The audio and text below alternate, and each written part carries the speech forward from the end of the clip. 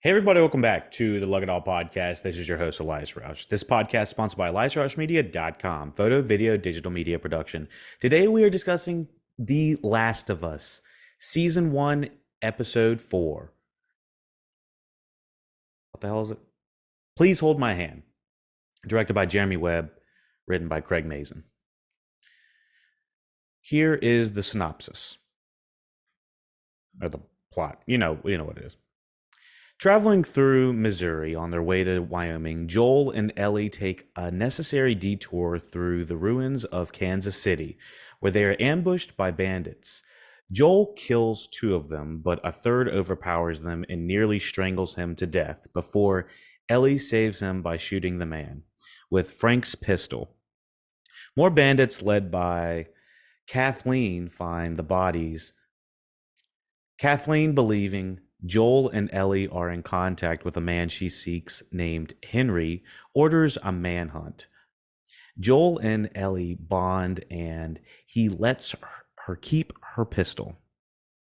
Kathleen's second in command, Perry, shows her a room with something growing underground. But Kathleen orders him to conceal it until they find Henry, until they can scout a way out of the city. They sleep in a high-rise apartment for the night. They awake to find Henry and his brother, Sam, holding them at gunpoint.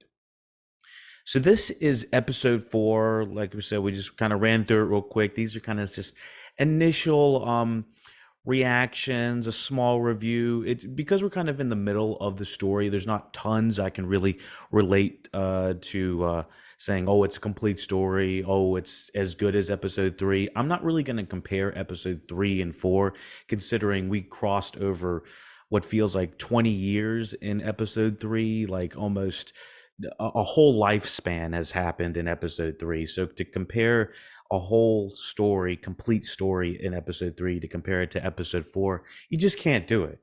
Episode 4 is clearly, a transitional piece.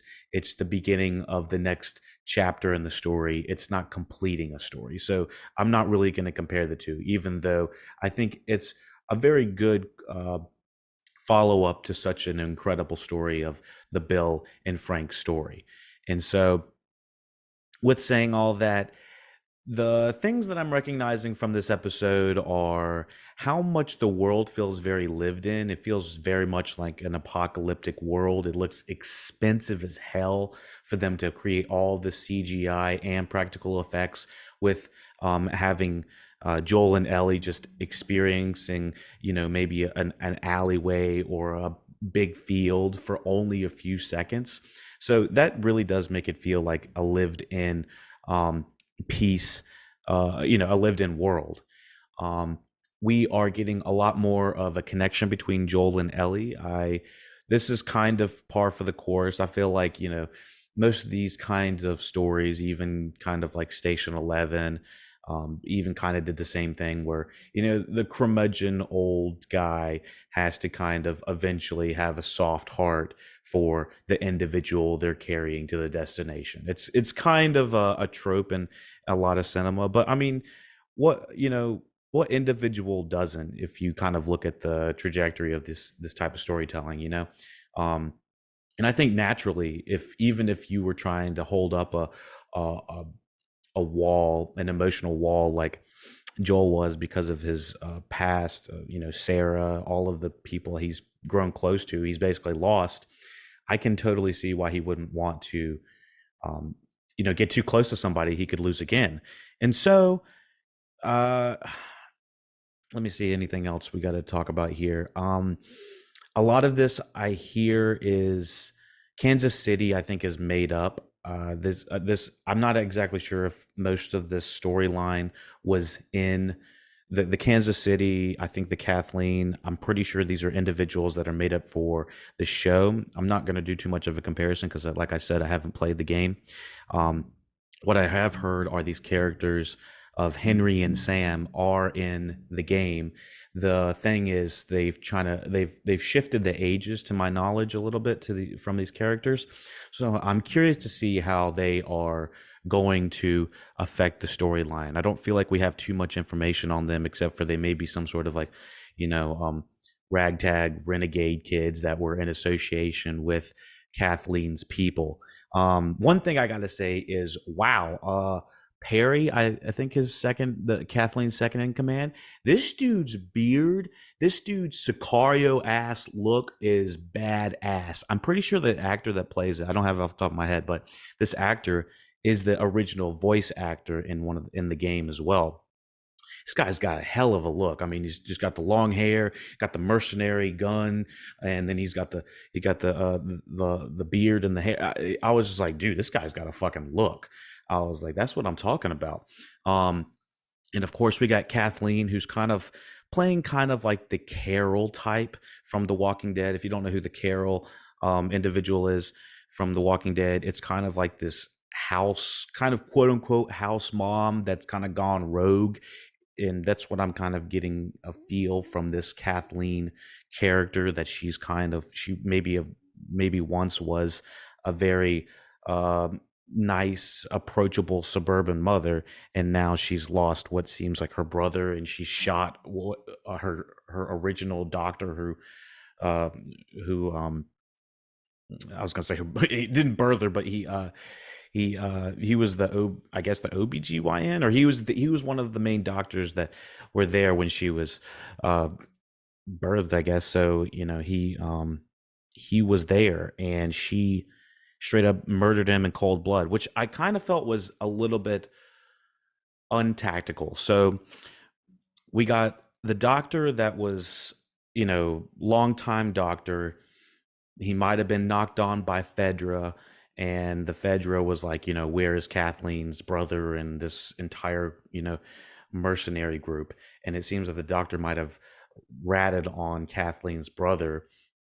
And there is this like subtle look that you can see that she's like, where's so and so? And he's like, I don't know. Where's so and so? She's like, I don't know. And then she was like, did you, tell them where my brother was? Or did Henry tell where my brother was? Or I don't remember what the question was, but there was the last question, and he just shakes his head a little bit extra more. And you're like, okay, he's fucking lying.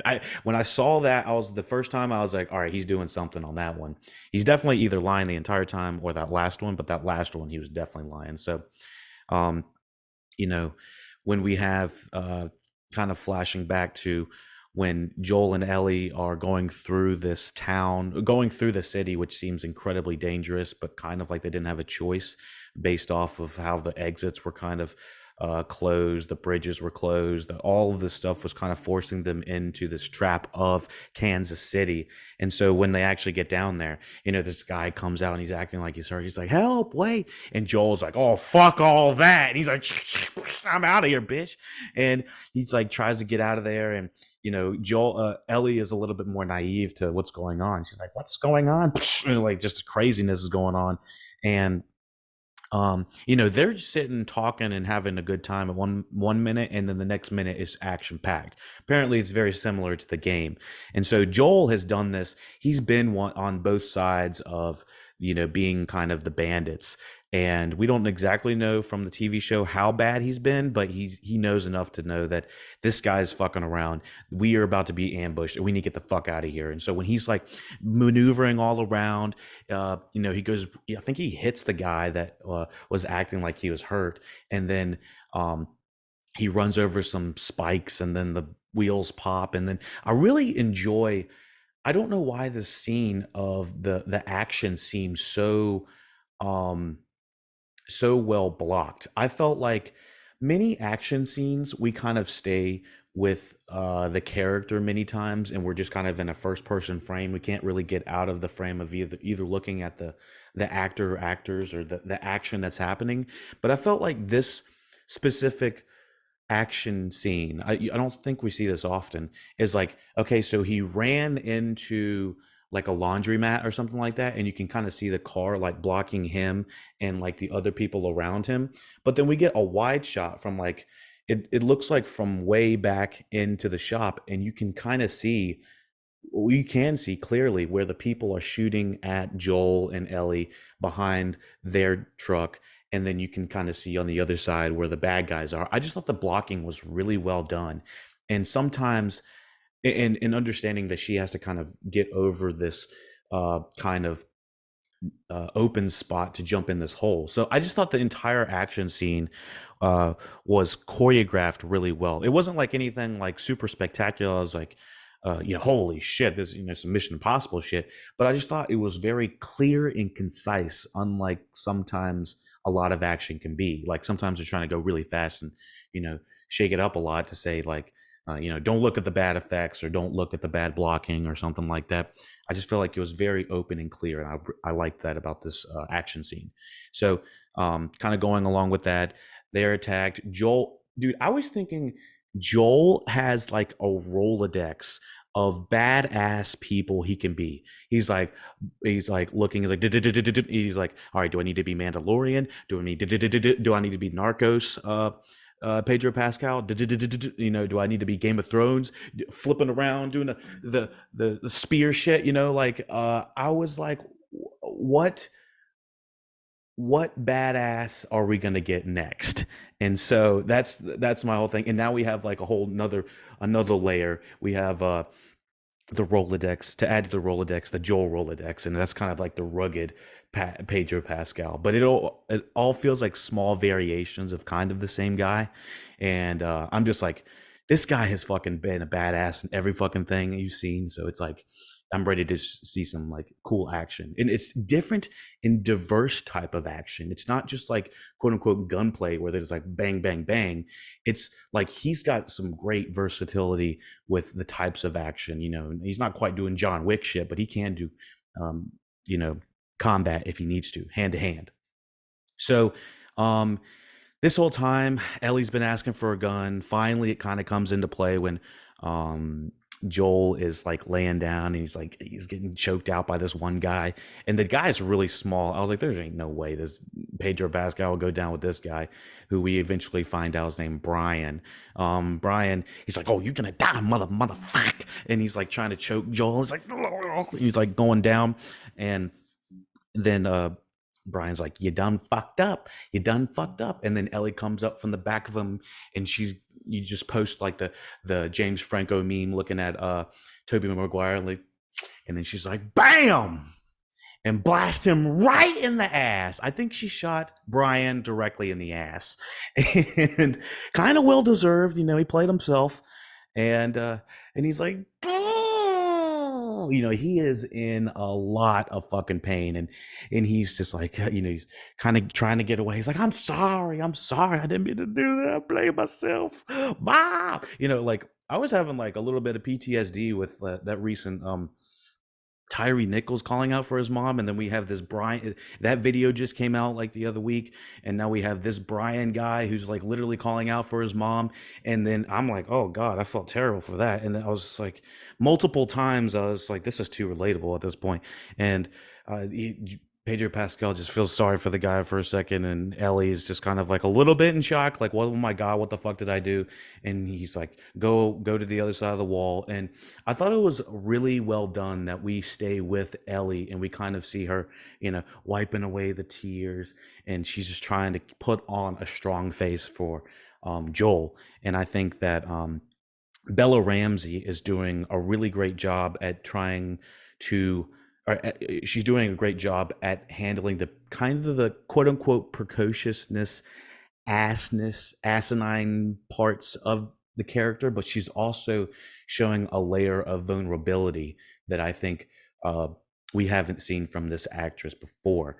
And we've seen her play regal. I think that Bella Ramsey is going to play. I can't remember if I said this in the other in another podcast about her, but I think she is going to play like a regal queen at some point, some like 16th, 17th, maybe 15th, 14th century queen, because she just has this like stoic look about her. Kind of reminds me of like a Rooney Mara, that you can't really quite tell like the expression, like is she happy, sad, mad? Her expression is kind of everything at all and at the same time, and I think she has a great hone on that too. So I'm really enjoying the Bella Ramsey um kind of debut, because I haven't seen her outside of Game of Thrones or in anything. So she's doing a really great job, in my opinion. Pedro, obviously, doing great. A lot of people are saying the Joel character is a lot more lighthearted than he is in the game. Having not played the game, I don't. It's not too much of a concern of mine. I think if he was a little bit too hard, more rugged or hardcore, whatever you want to call it, he would be unlikable. There'd be 5 or 6 episodes of us just not liking Pedro Pascal, and then at the very end, he's like, "All right, now he's kind of a nice guy."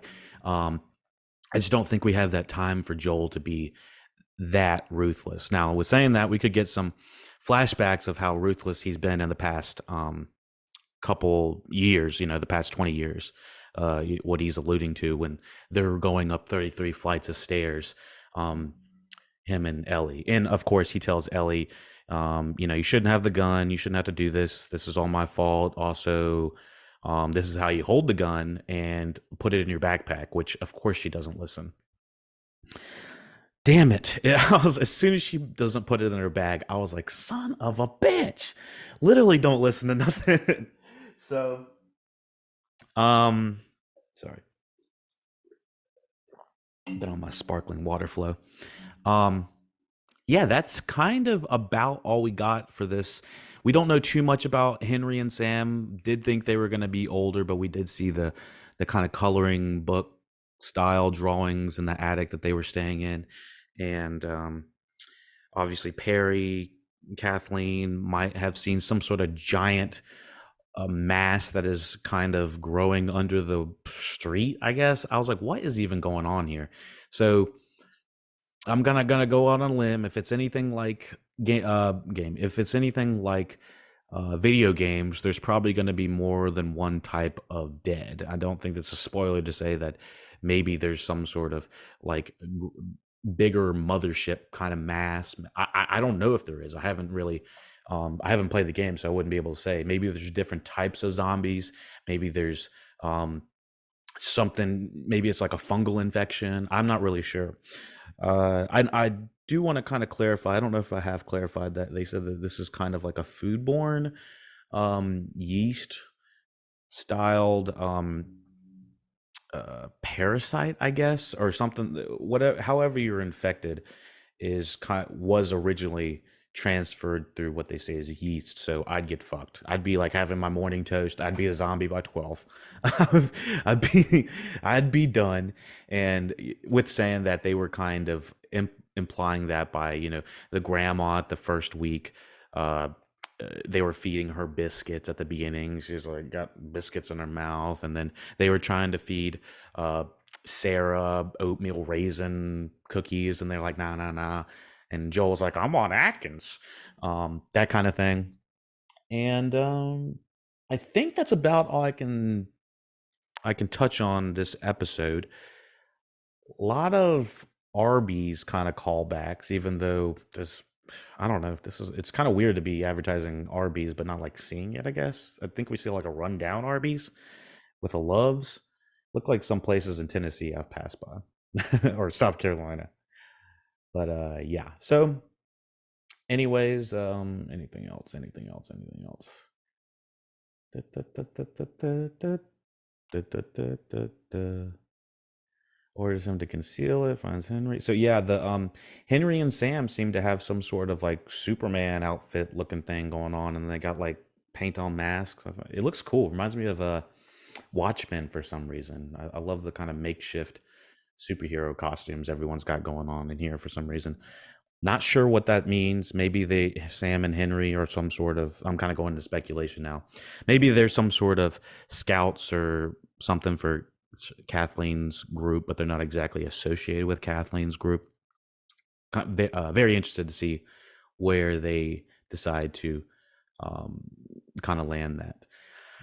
Anyways, I think that's about it for episode 4. Covered just about it from head to toe. Like I said, the design, some of the CGI of the world, I could just tell it was CGI, but it wasn't anything that I was gonna be like, oh, this looks like garbage or anything like that. It was just like clearly I noticed it.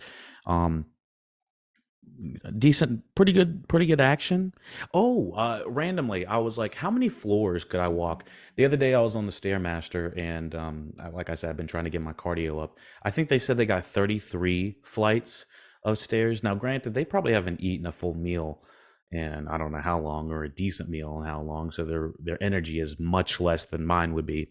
But I do got to say, I got about 21 floors on the Stairmaster in about 10 minutes, which I think that's pretty good. I mean, considering they got 33 and I don't know how long, but they could probably get that in about half an hour, or if you're going really slow, in an hour. But just kind of to give everybody, like, how long does it really take to go that many floors? Yeah, but that's about it for me. All right, everyone. Thank you for listening, watching Look It Out podcast. How many floors can you go walk up? You could probably walk up 50, 200, 500, 1,000 floors. How many floors can you go up? Let me know. Let me know what you thought about the podcast. Let me know how I can improve. You know what to do. Take it easy.